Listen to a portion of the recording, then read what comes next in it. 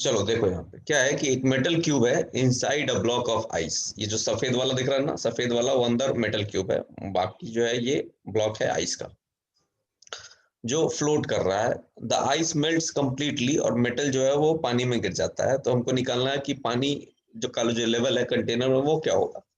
ठीक है, फॉल करेगा, राइज करेगा, क्या होगा देखते हैं। एक काम करते हैं, ठीक है, एक काम करते हैं, काम क्या करते हैं कि एक मोमेंट के लिए, एक मोमेंट के लिए ये अज्यूम कर लेते हैं कि हमने ये पूरा चीज यहां से निकाल लिया। ठीक है, समझ रहे हो, पूरा चीज यहां से निकाल लिया, मतलब ये जो क्यूब है ये पूरा जगह यहां से खाली कर दिया और पानी रश नहीं किया वो जगह फिल करने के लिए। मान लेते हैं एक मोमेंट के लिए, समझ रहे हो, वो क्यूब वहां से उठा लिया, मान लो ऐसा कुछ है सीन, ऐसा कुछ सीन है, समझ रहे हो। तो यहाँ पे कुछ स्पेस क्रिएट हुआ है, बोलो। यस। ये स्पेस कुछ क्रिएट हुआ है और यही जो स्पेस है यही हमारा वॉल्यूम डिस्प्लेस्ड है पानी का, मानते हो, बोलो। यस। तो ये हमारा डिस्प्लेस्ड वॉल्यूम है।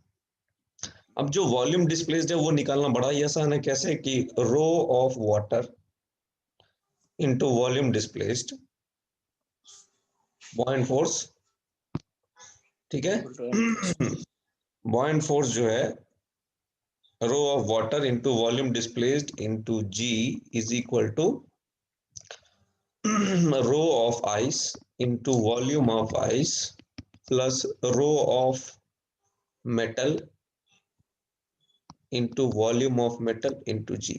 चलेगा, बोलो। यस। ये जो पूरा सिस्टम है आइस प्लस मेटल, उसका जो वेट है वो बॉयंट फोर्स बैलेंस कर रही है। आई बात समझ।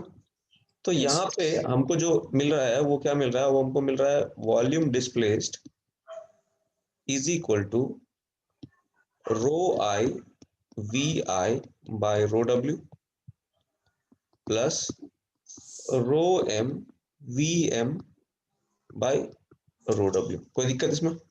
नाइस। ये चीज नोट कर लो, ठीक है। फिर अपन आगे बढ़ेंगे। चलो, तो ये जो चीज है वॉल्यूम डिस्प्लेस्ड, ये हमको अभी नोट करके रखना है, अभी अगले स्टेप में यूज करेंगे। चलो अब क्या करते हैं, हमने क्या किया है, हमने हमने तो वो आइस क्यूब और उसके अंदर जो मेटल क्यूब है वो दोनों को बाहर निकाल रखा है अभी, है ना। एक काम करते हैं, जब आइस मेल्ट करेगा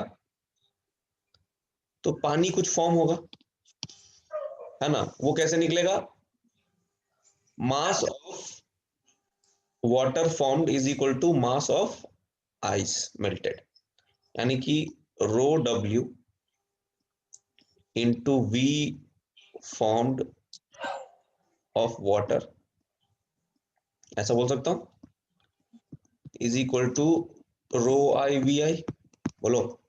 यस। तो वॉल्यूम ऑफ वाटर फॉर्म जो हुआ वो कितना हुआ, rho I V I by rho W. ठीक है, आ रही बात समझ में। और क्या बच गया हमारे पास, और हमारे पास बच गया, और हमारे पास बच गया क्या, मेटल क्यूब। अब मेटल क्यूब जो है उसका वॉल्यूम कितना है, उसका वॉल्यूम तुमको पता है वीएम है।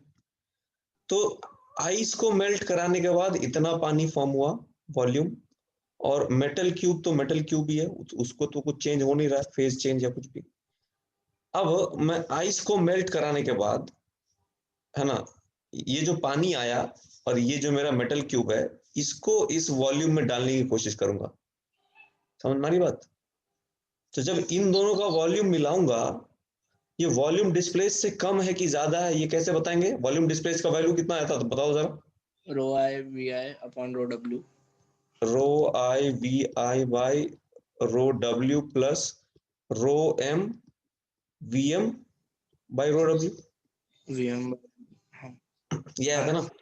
अब एक चीज बताओ, जो आइस फॉर्म हुआ और जो मेटल क्यूब का जो टोटल वॉल्यूम है, इसका ये वाला प्लस ये वाला, ये मिला के जब मैं इसमें डालूंगा तो ये जो वॉल्यूम डिस्प्लेस्ड है, क्योंकि मेटल का जो डेंसिटी है वो पानी की डेंसिटी से ज्यादा है, तो जाहिर सी बात ग्रेटर देन। है ना। तो ये जो वॉल्यूम डिस्प्लेस्ड है, दिस प्लस दिस, इन दोनों से ज्यादा है, मानते हो? हाँ सर। तो इन दोनों को मिला के जब मैं वो डिस्प्लेस्ड वाले वॉल्यूम में भरूंगा तो कुछ जगह खाली रह जाएगा ना, मानते हो ऐसा कुछ? बोलो, यस सर। समझ रहे हो मेरी बात, क्या कह रहा हूं मैं? हाँ सर। आइस को मेल्ट करा के, पानी बना के, और ये मेटल क्यूब उसमें डाल के जब मैं इस जगह में भरने की कोशिश करूंगा तो कुछ जगह खाली रह जाएगी, समझ में आ रही बात? Yes sir.